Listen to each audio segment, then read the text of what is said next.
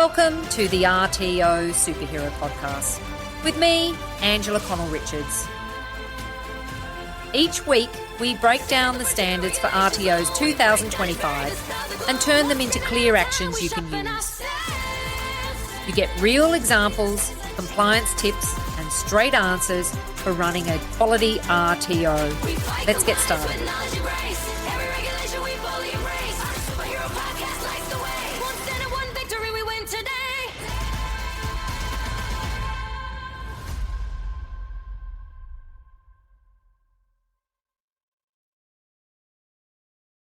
Welcome to the RTO Superhero Podcast with me, Connell Richards.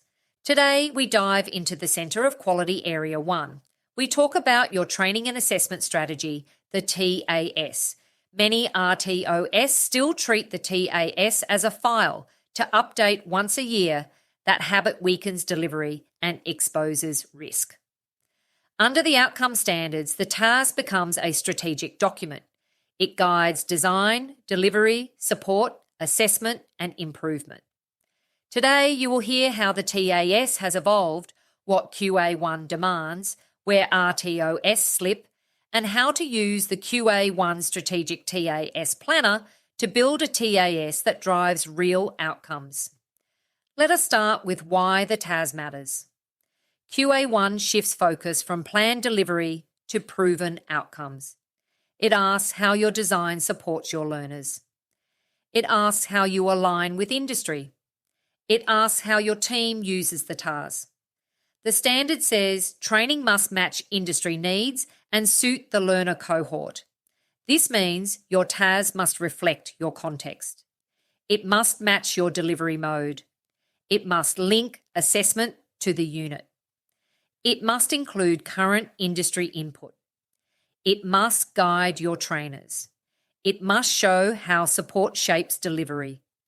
The TAS becomes a map for quality. Now let us describe a compliant TAS. It must show clear delivery modes. It must explain why the mode suits the course and the learners. It must show which resources support that mode. It must show contextualised assessment. This means tools mapped to the unit, validation records, and real tasks linked to the workplace. It must show industry consultation. You must list who you spoke with, what they said, and what you changed. It must show learner support strategies.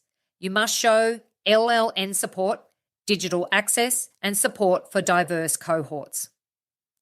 These supports must link to delivery. It must show trainer alignment.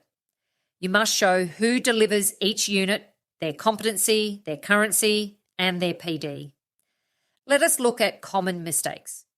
Many RTOS still use generic templates across multiple programs. Many use language that describes intent instead of practice. Many list processes that they cannot evidence. Many ignore learner profiles.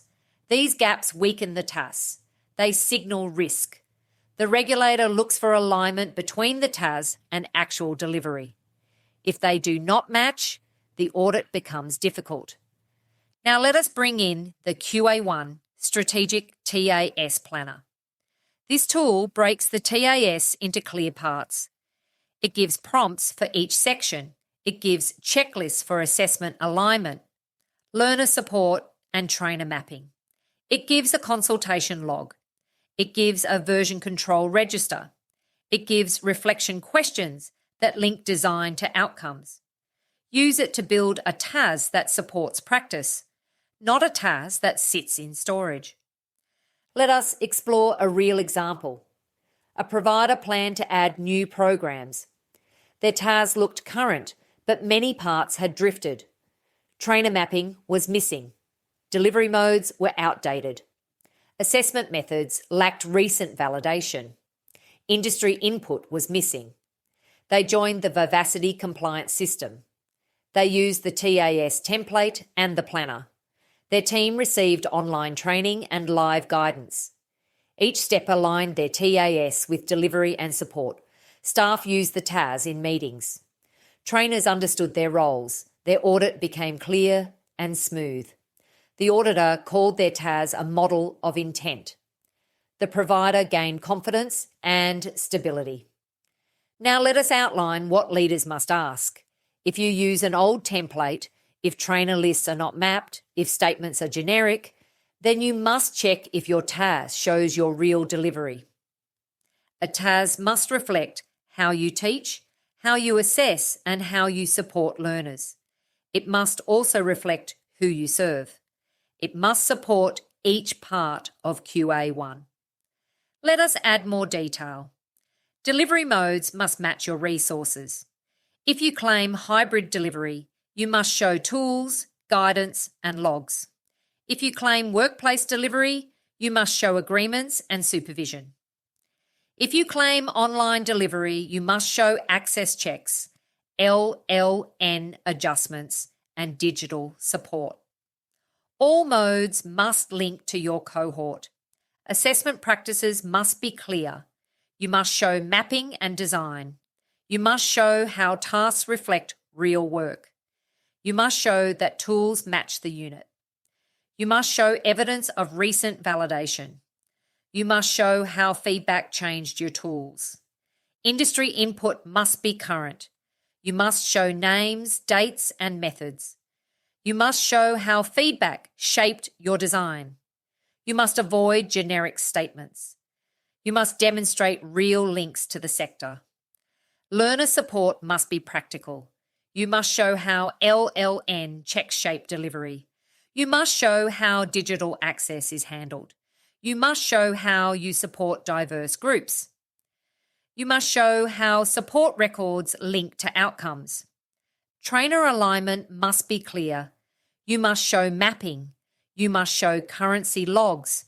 You must show PD. You must show how each trainer fits the unit demands.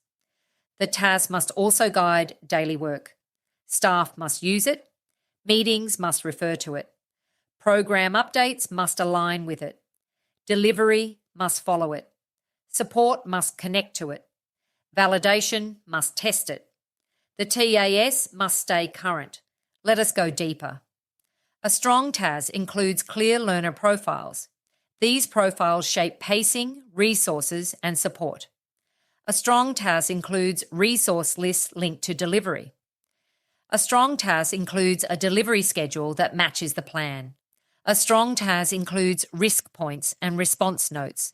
A strong TAS includes evidence sources.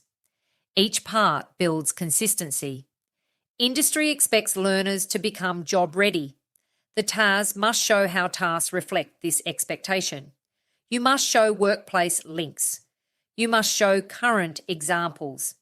You must show how trainers bring industry practice into sessions. Risk also sits inside the TAS. Missing mapping, outdated modes, or generic templates raise risk. Gaps in consultation raise risk. Poor alignment between the TAS and assessments raises risk. Weak trainer mapping raises risk. Leaders must review the TAS often to reduce risk. Continuous improvement shapes the TAS. When issues arise, update the TAS. When learner needs change, update the TAS. When delivery shifts, update the TAS. When assessments change, update the TAS. You must track these updates. Now let us outline a simple review cycle. Check your TAS each quarter. Bring your trainers. Bring your compliance team.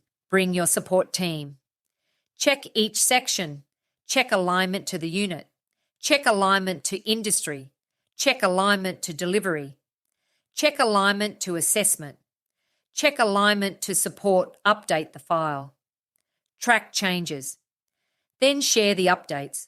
The TAS must be a living document. It must shape action. It must reflect reality. It must align to QA1. Use the planner to guide each step.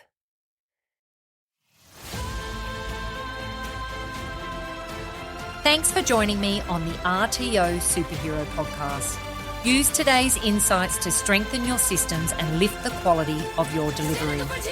Subscribe, share the episode, and keep building a strong and accountable RTO. See you next time.